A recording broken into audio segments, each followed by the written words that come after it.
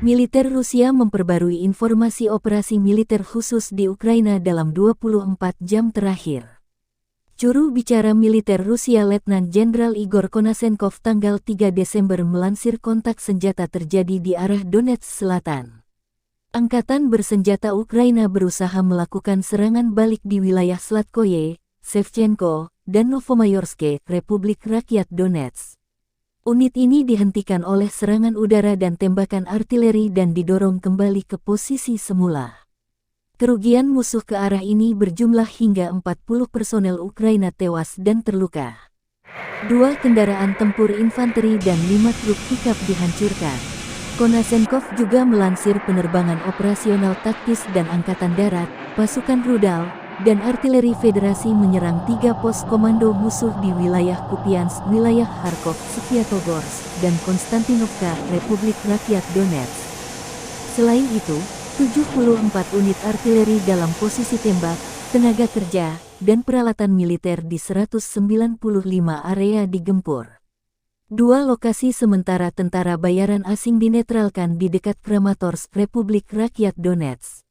Stasiun radar ANTPK-37 buatan Amerika Serikat dihancurkan di dekat Kaleniki, Republik Rakyat Donetsk. 2 lokasi penyimpanan senjata misil dan artileri serta amunisi angkatan bersenjata Ukraina di dekat Tabayevka, wilayah Kharkov, dan Primorskoye, wilayah Zaporozhye.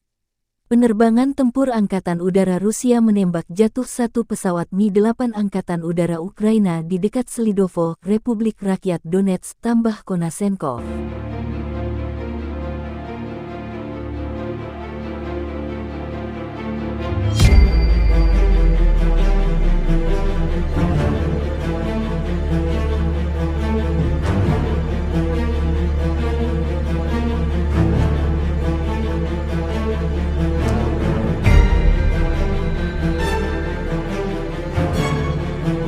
Dari Kiev, Presiden Ukraina menggelar pertemuan dengan kepala staf mengenai situasi terkini di garis depan.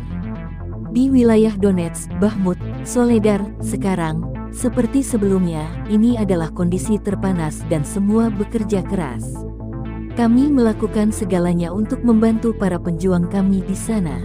Setiap orang di sana pantas mendapatkan rasa terima kasih tertinggi, kata Zelensky.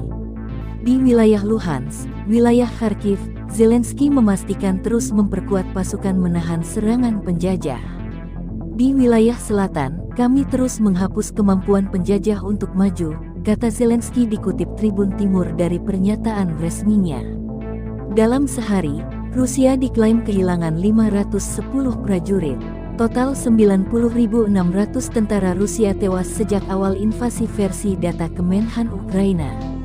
Sementara jubir militer Rusia Letjen Igor Konasenkov melansir secara total, 336 pesawat terbang dan 178 helikopter, 2.609 kendaraan udara tak berawak, 391 sistem rudal pertahanan udara Ukraina dinetralkan sejak awal operasi khusus.